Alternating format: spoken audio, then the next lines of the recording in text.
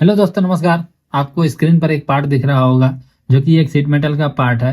ये basically part वो है जैसे कि हम कहीं पाइपलाइन ले जाते हैं जो दीवार के सहारे, और वहां उस पाइप को क्लैंप करने के लिए इस टाइप के क्लैंप का इस्तेमाल करते हैं।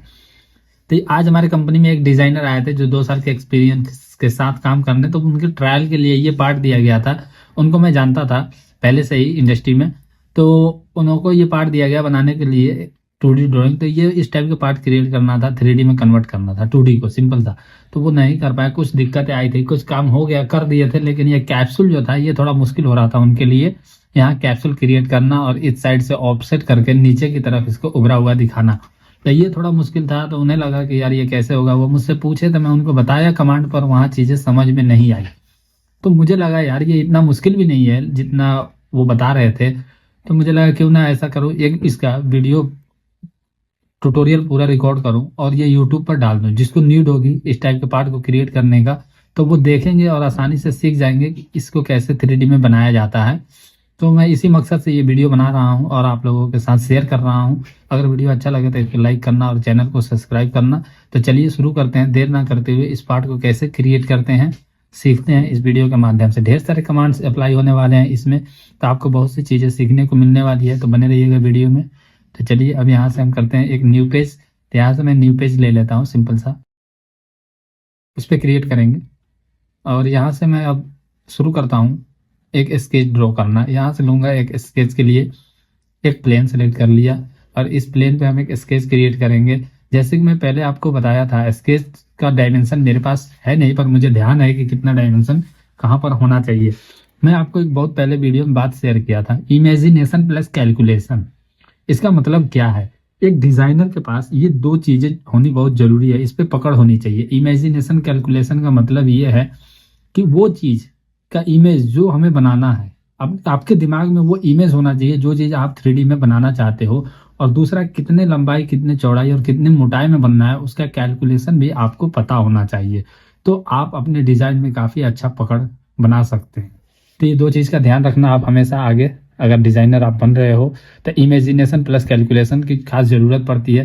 तो सबसे पहले मैं यहाँ से 7.5 का एक लाइन लूंगा, और ये लाइन अभी यहाँ पे इसके सीधा यहाँ से इंटर कर दिया, ये लाइन क्रिएट हो गया। लाइन कमांड को कंटिन्यू रखते हुए मैं क्या करूंगा, यहाँ से एक और लाइन लूंगा जो कि डायमेंशन मेरे पास है 20 mm का। तो मैंने 20 mm का एक लाइन क्रिएट कर लिया है। अब यहाँ से इसको कर देते हैं कमांड को क्लोज। ये वाले लाइन की नीड नहीं है, बस मैं ये एक डिस्टेंस सेट करने के लिए लिया था। डिस्टेंस यहाँ से भी सेट कर सकता था, पर अब मैं इस लाइन को यहाँ पे जाता हूँ, कन्वर्ट टू रेफरेंस कर देता हूँ।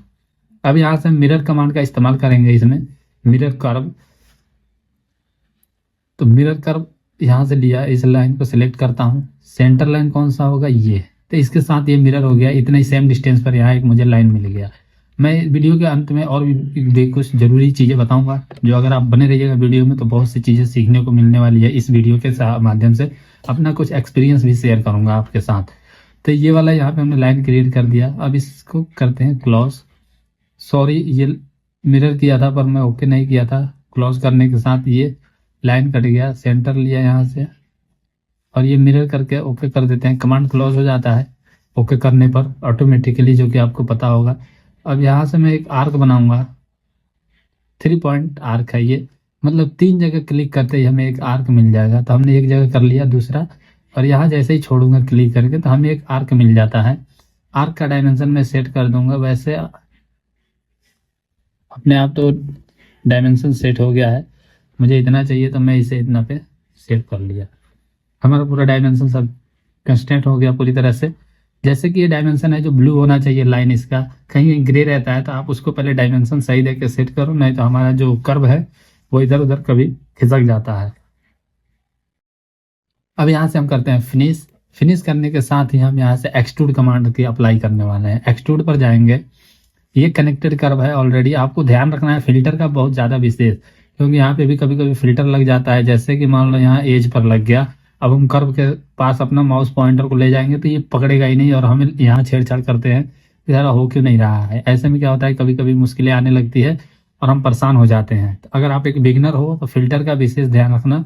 अगर कहीं फिल्टर लगा हो तो उससे भी आपको दिक्कत का सामना करना पड़ेगा।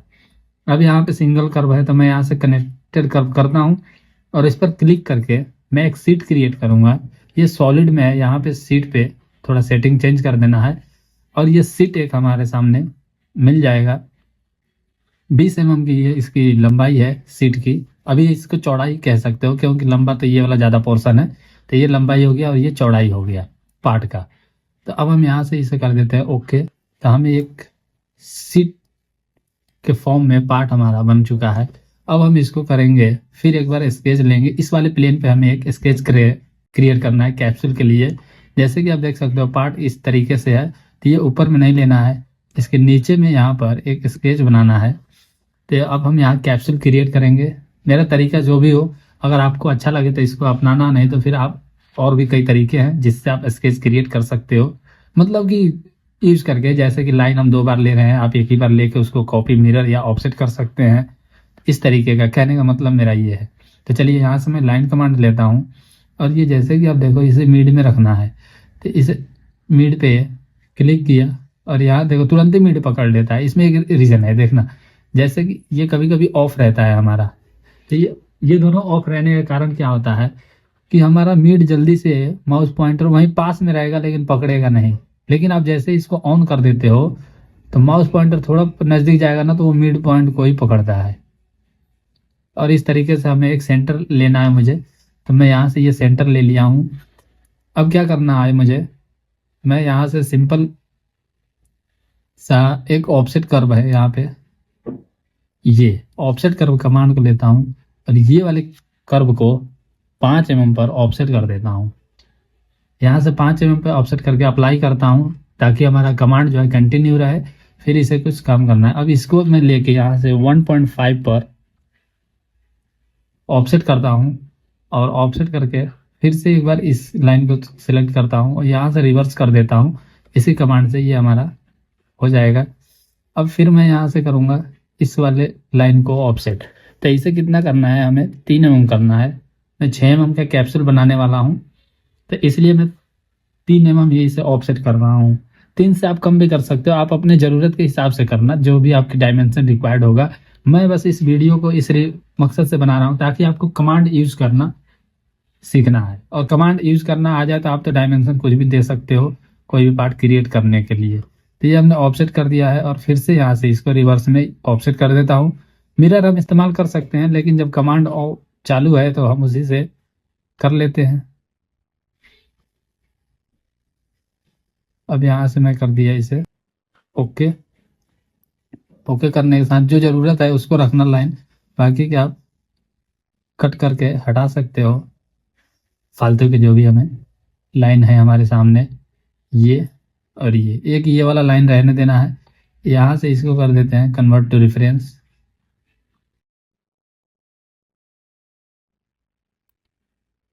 अरे ये खुल नहीं रहा है, चलो हम ऐसे पहले क्रिएट करते हैं। ये यहाँ से कट कर देता हूँ ये, और कौन सी चीज़, ये वाला, हाँ। अब यहाँ से मैं लूँगा एक आर्क कमांड, इससे अभी करते हैं क्लोज करके यहाँ से मैं आर्क कमांड लूँगा और ये वाले पॉइंट के साथ इसको क्लिक किया और यहाँ एक आर्क मिल जाएगा मुझे। तो इस आर्क पे डबल क्लिक करता हूँ कमांड को क्लोज करने के बाद, और 1.5 सेट है इस पर हमने इसको कंस्टेंट कर दिया और इसे कर देता हूँ क्लोज। फिर यहाँ पर एक कमांड अप्लाई करेंगे। यहाँ पे आपको कॉर्नर में मिरर कर्व दिखेगा। मिरर कर्व के साथ मैं इस वाले कर्व को सिलेक्ट करके इसके लिए सेंटर लाइन ये देता हूँ और यहाँ पे इसे कर दिया मिरर। फिर अप्लाई करते हैं, कमांड कंटिन्यू रहे ताकि मुझे इसका भी मिरर करना है, कैप्सूल का 2 कैप्सूल क्रिएट करना है। तो सबसे पहले मैं यहाँ से कर्व को सिलेक्ट करूँगा, जो कर्व हमें चाहिए मैं उसी को सिलेक्ट करता हूँ और यहाँ से सेंटर लाइन लेने के बाद इसके साथ मैं कर दिया इसे मिरर। तो हमें 2 कैप्सूल हमारे सामने बन चुका है। और इसको ट्रिम कमांड लेके जो भी अननेसेसरी लाइन है उसको आप ट्रिम कर सकते हो अगर आपको ज़रूरत नहीं है तो। सॉरी, ये वाला गलत हो गया। ये करने के साथ साथ इसको देखता हूँ, एक बार ट्रिम करके नहीं होगा तो और तरीका अपनाएंगे, क्योंकि कई तरीके हैं अपने पास। ये यहाँ से कट जा रहा है पूरा, तो मैं इसको करता हूँ कन्वर्ट टू रेफरेंस, ये वाला लाइन। अब हमारे सामने कोई दिक्कत नहीं आएगी जब मैं उसे रेफरेंस में कन्वर्ट कर दिया। लाइन है पर वो कटा नहीं, अगर कट जाए तो उसके साथ जो ऑफसेट और मिरर होता है उसमें थोड़ा सा दिक्कत आने लगती है। अब यहाँ से मैं कर दिया फिनिश, एक लाइन हमारे सामने रह गया है। तो फिर मैं इस स्केच पर डबल क्लिक करता हूँ और यहाँ से क्विक ट्रिम लेके इसे ट्रिम कर देता हूँ। अब मैं यहाँ से कर दिया फिनिश। अब हम इसको फिनिश कर दिए, हमारा यहाँ तक तो तैयार हो गया है कैप्सूल। लेकिन हमारा कैप्सूल जो है इस वाले फेस पे बनना है, ना कि इतना दूर। तो इसके लिए हम क्या करेंगे, तो चलिए वीडियो में बने रहिएगा, और भी चीजें सीखने को मिलने वाला है, ढेर सारी चीजें आपको इसमें समझ में आएगा कि मैं कैसे कैसे कर रहा हूँ, और मैं आपको बताता चलूंगा बिल्कुल ही आसान तरीका।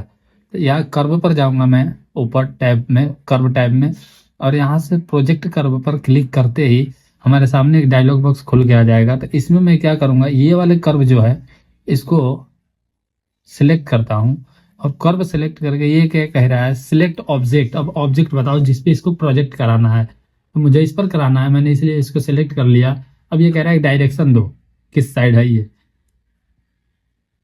तो ये हमारा इस साइड जा रहा है वाई में, तो हम इसे वाई में दे दिए और यहाँ से ओके कर दिया, कमांड क्लोज हो गया, और ये हमारा प्रोजेक्ट हो चुका है।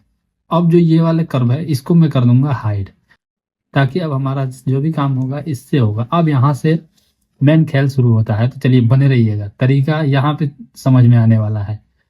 तो यहाँ से अब मैं जाऊंगा होम टैब पर, होम टैब पर जाने के बाद मोर में जाकर मैं यहाँ से थिकन कमांड लूंगा। थिकन कमांड में कई ऑप्शन है, हम आज उसमें से कुछ एडवांस भी सीखने वाले हैं।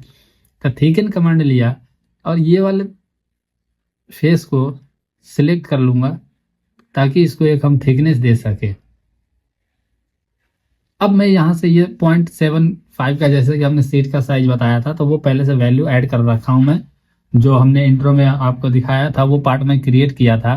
तो उसके साथ ही हम ये चीज को करेंगे। तो ये थिकनेस जो यहाँ पे भरा हुआ है ये सीट का थिकनेस है, जो कि ये कितना मोटा होने वाला है वो आप यहाँ से साइज को कम और ज्यादा कर सकते हो। मैं एक बार कम और ज्यादा करके आपको दिखा रहा हूँ। जैसे कि यहाँ मैं 5 mm किया, तो अब ये 5 mm पे, सॉरी यहाँ से कोई दिक्कत आ रही है, एक बार फिर से करते हैं।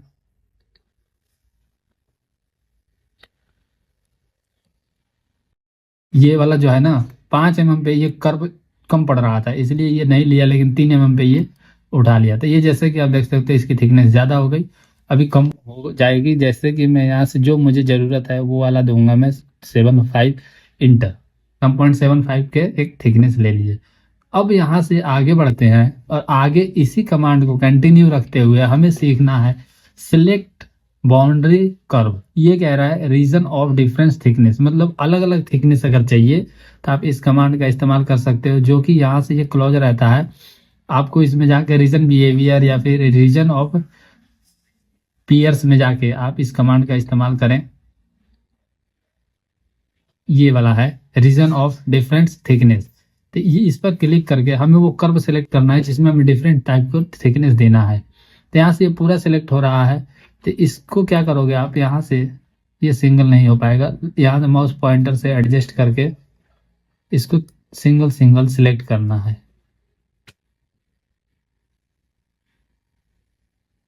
जैसे कि मैं सिंगल सिंगल सेट कर दिया हूँ, तो आप देख सकते हो इधर ये ऑफसेट हो रहा है। हमें जितना जरूरत है उतना ये कम और ज्यादा ऑफसेट हो जाएगा। यहाँ पे एक प्रॉब्लम आपके सामने आ सकती है, इससे पहले मैं आपको यहाँ कुछ दिखा दूं करके। ये जैसे कि आप देख सकते हो, आपको यहाँ पे एक प्रॉब्लम दिख रही होगी, ये वाला जो उभरा हुआ फेस है ये हमें नीचे चाहिए होगा, लेकिन ये अभी ऊपर जा रहा है और नीचे खाली हो रहा है, जबकि हमें ऊपर खाली और नीचे उभरा हुआ चाहिए। तो इसके लिए आपको ये दिक्कतें आएंगी अगर आप कीजिएगा तो। लेकिन एक चीज ध्यान रखिएगा, अगर आप ये मेरे वीडियो देख रहे हैं तो ये मिस्टेक आपसे नहीं होने वाली है। ये जो सीट है ना, ये कह रहा है सीट के किस साइड इसे उभरा हुआ रखना है वो हमें देखना है। तो हमें इस सीट का थिकनेस जो है यहाँ पर हमें चेंज करना होगा।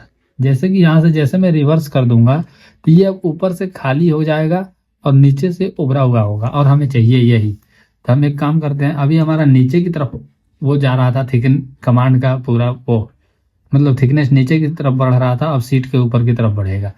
तो इस तरीके से हम यहाँ से कर देते हैं अब अप्लाई। अब वीडियो ज़्यादा लंबा हो जाएगा इसीलिए थोड़ा सा जल्दी करेंगे।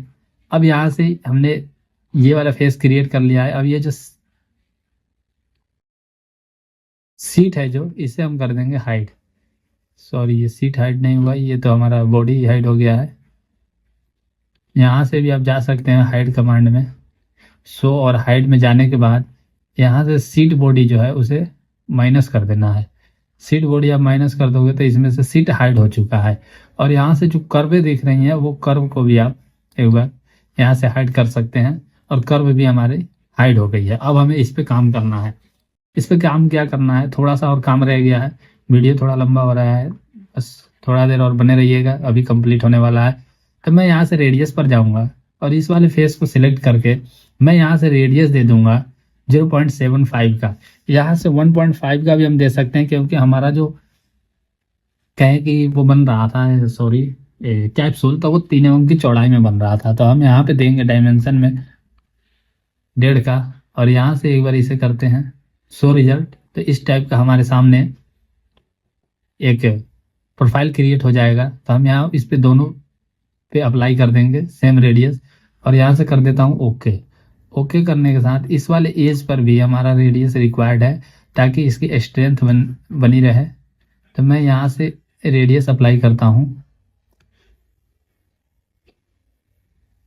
शो रिजल्ट करते हैं। तो ये ज़्यादा हो रहा है तो हम यहाँ से इसका वैल्यू कम कर सकते हैं, 1 का कर सकता हूँ और 1 के साथ मैं इसे अप्लाई कर देता हूँ।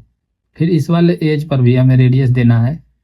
ये हमने यहाँ रेडियस अप्लाई कर दिया है। ये अब हमारा ये इतना काम हो चुका है, लेकिन अब 2 होल यहाँ पे होने थे जो कि हम किसी बोल्ट या किसी कहें कि पेज से हम इसे क्लैंप कर सके दीवार के साथ। तो इसके लिए हमें यहाँ होल क्रिएट करना है। तो होल के लिए भी यहाँ से हम इस कमांड को क्लोज करते हैं, फिर से एक बार स्केच पर जाएंगे और इस वाले फेस पर जाके एक हम स्केच बनाएंगे। स्केच नहीं बनाएंगे, यहाँ से एक पॉइंट ले लेंगे, ये वाला पॉइंट। यहाँ भी एक कमांड आपको अच्छा सीखने को मिलने वाला है। अभी ये पॉइंट क्या है, इस वाले फेस के सेंटर में तो है नहीं।